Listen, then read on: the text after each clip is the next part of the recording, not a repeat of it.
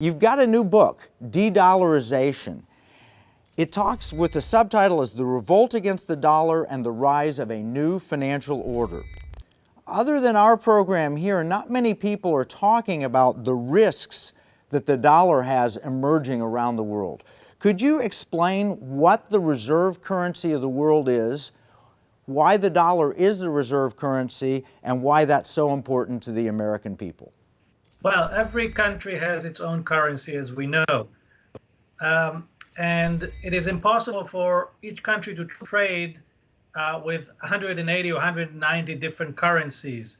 So what we have is something called the reserve currency, which is almost like what the English language is to people around the world. You know, we cannot speak all languages, but if everybody learns how to speak English, you could get around.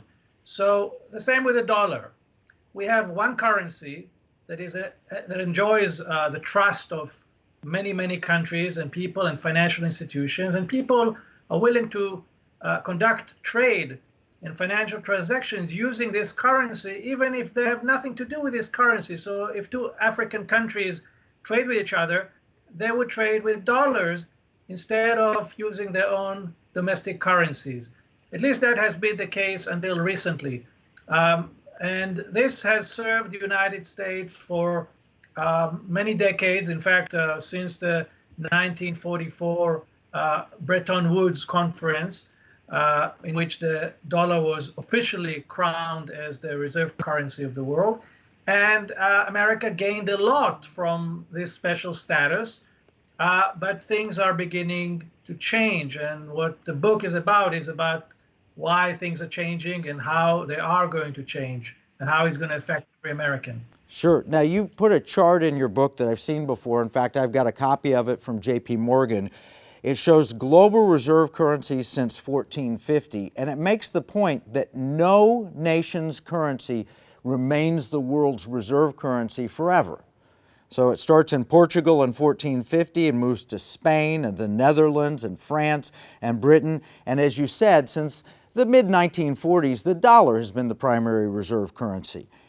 That gives us a unique privilege. In fact, some have called it an exorbitant privilege. You mentioned that in the book. What benefit does it provide if we have the reserve currency here in America?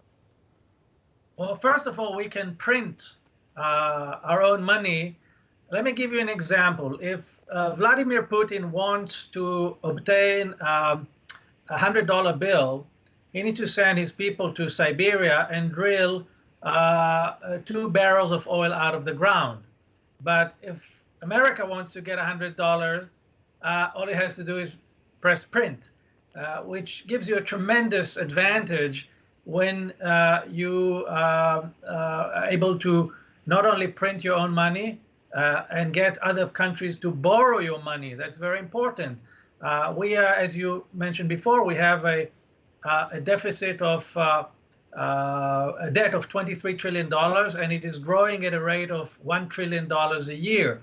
About half of this $1 trillion is borrowed overseas, and it's borrowed against dollar-denominated debt instruments. So this special status has given the United States the ability to borrow much more money and to run trade deficits that are bigger than any other country would be able to.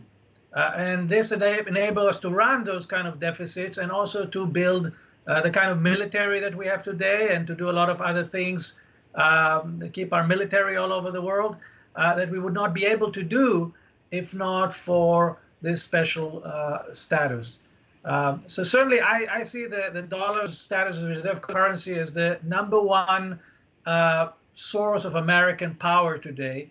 And it enables us also to impose foreign policies on the rest of the world, like in the case of Iran, North Korea, etc.